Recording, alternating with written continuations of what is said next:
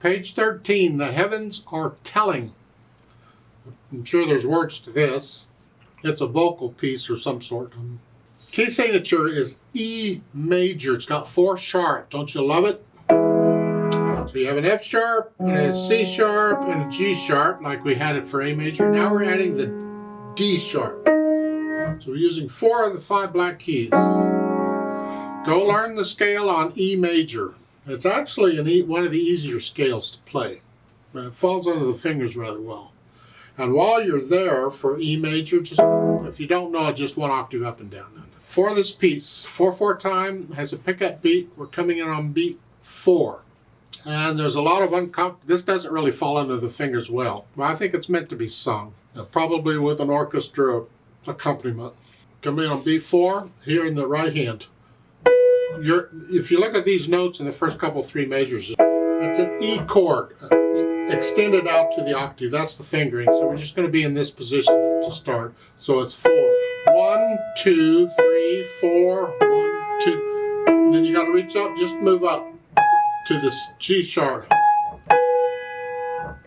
And fingering wise, that melody's top note here, and it'd be nice to connect it as best we can just to feel it. We're going to use the pedal to help it. So I would suggest maybe here you can, here and then a 4 here, 1 4, and then if your head's big enough, a 3 here, and then lift up.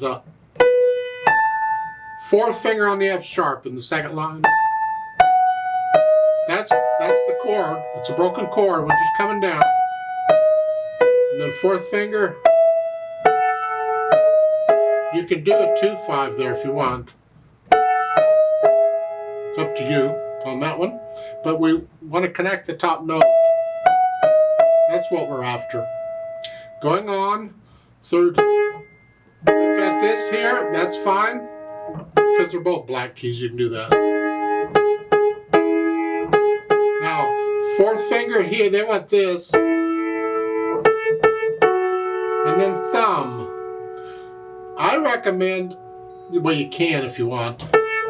Or just do the first A, this is the last measured 3rd line. Do the first quarter note with 4th finger, because you're there, and then thumb.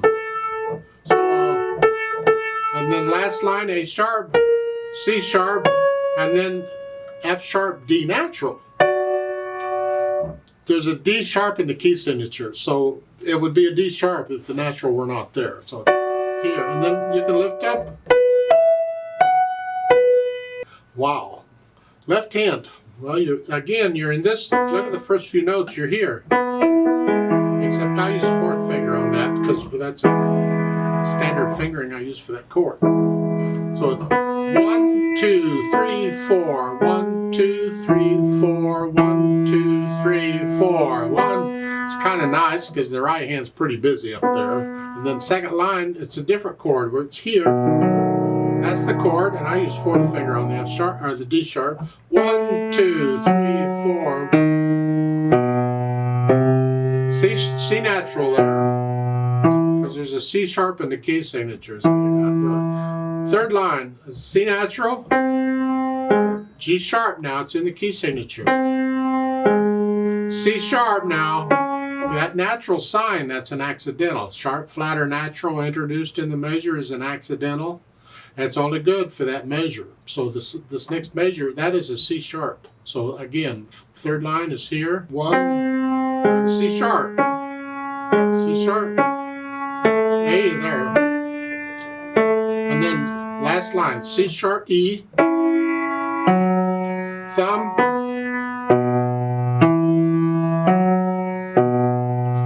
Whoa. I'm sure Beethoven knew what he was doing. Just put the hands together. Here. So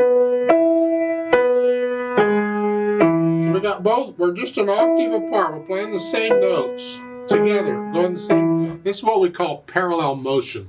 When things move, I talk about it in the scale videos. You do parallel motion, the hands go together. Contrary motion is when they're going opposite. We talk about parallel up above. And that's kind of what we got in this piece in places.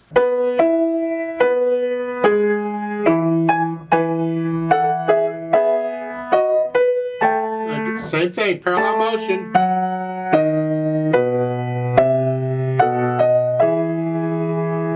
the third line. The harmony's going to change here. Beethoven's going to play around with the harmony and the colors here. So it's here.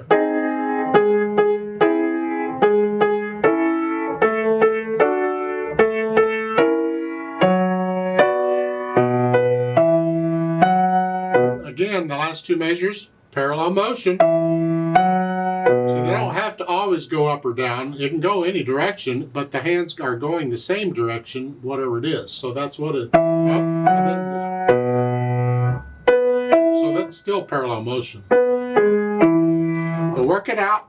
You can go slower than what I just did. Get the hands working together and all these sharps that you've got to deal with. And try and play it as connected as you can. Now they've got slurring in here.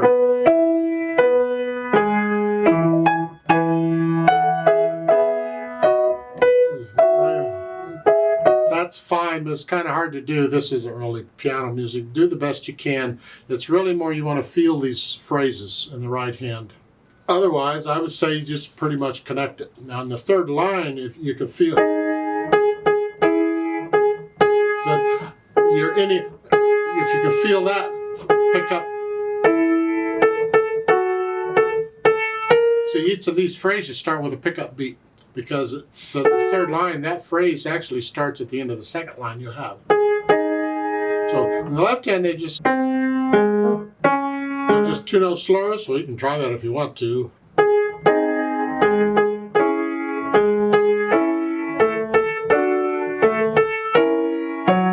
I find that rather tricky.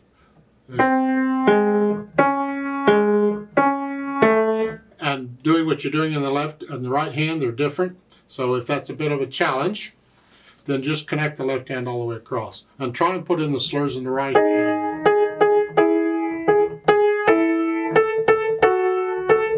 And another way of doing phrasing to help bring out the phrasing, this is interpretation, is you end a phrase softer and you start the next phrase a little louder. So it's like in the third line, second measure, it's you end a phrase and then start. Here, I exaggerated that. The point is you can tell.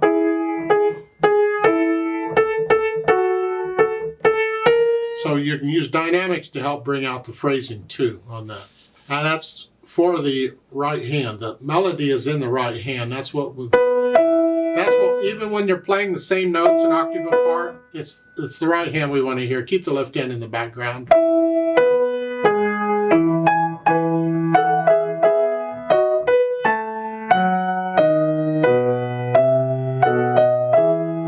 Here. That's what we want. And then it's very soft. Louder. Louder. Very loud. So very loud at the end. And isn't that fun? Then you can talk about the speed. Maestoso is like majestic. It's just... And that's the flow of the piece, not the beat. It just make it feel majestic, whatever you're doing.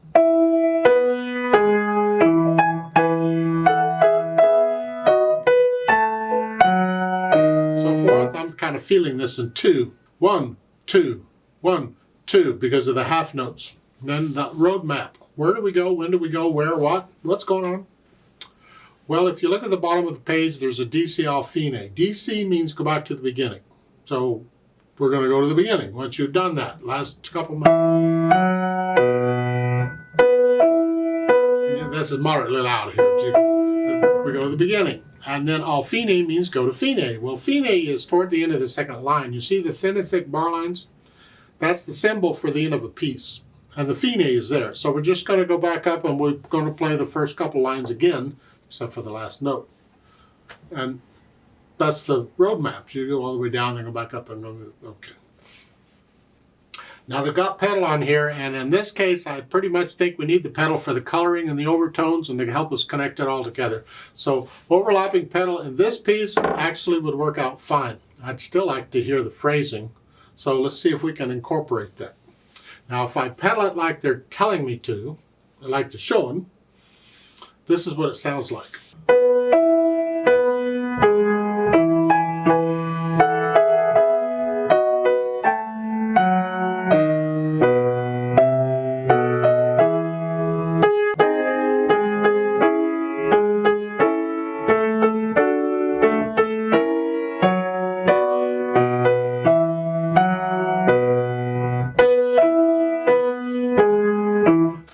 they're just basically pedaling it with each half note.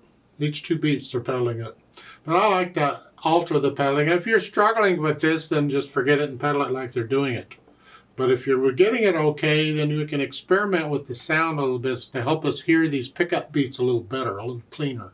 Don't pedal the pickup beats, and it's overlapping pedal. Now, notes go down first and then the pedal. Change the pedal after I play the notes.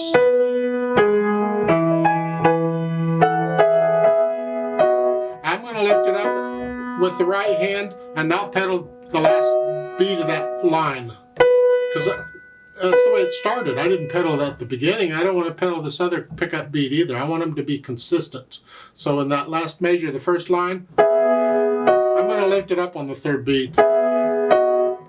So that's by itself. And then second line, same thing. Pedal.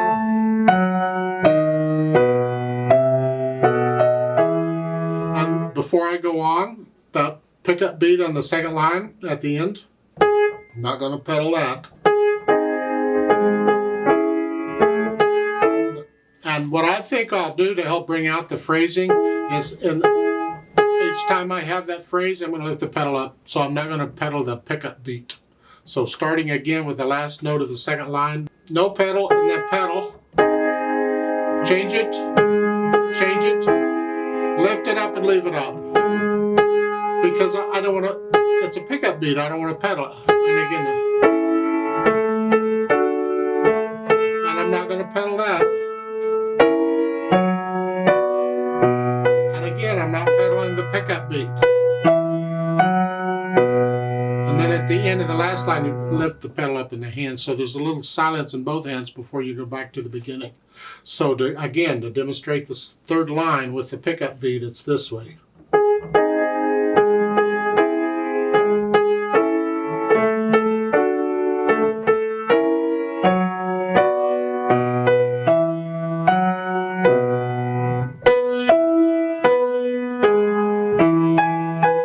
So forth. That's the way I would suggest maybe pedaling. You experiment with the sound and see what you think the pedaling and kind of pedaling you'd like to do. Now you can do that on the first line too. This is a pickup. That's a pickup. You don't have to pedal that either. So you can do that, or try pedaling it and see if you like that sound. I'll leave that up to you whether you pedal or not. I tend to go both directions on that one. I'd like to play this with you very slowly to check the notes. The rhythm shouldn't be a problem, I don't think. I'm going to pedal it as I suggested, but we'll see what happens. So I'll give us 3 counts. Now let's go through the thing very slowly. 1, ready, go. 1, 2, 3, 4, 2.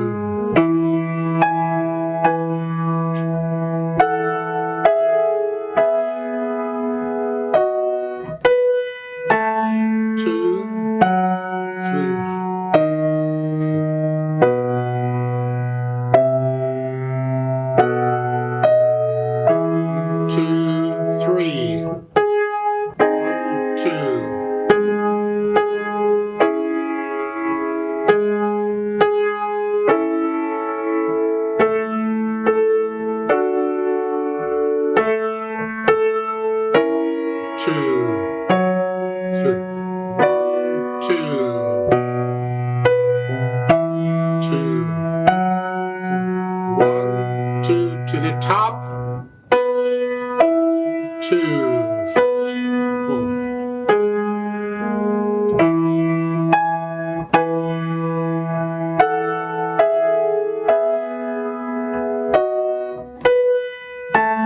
2,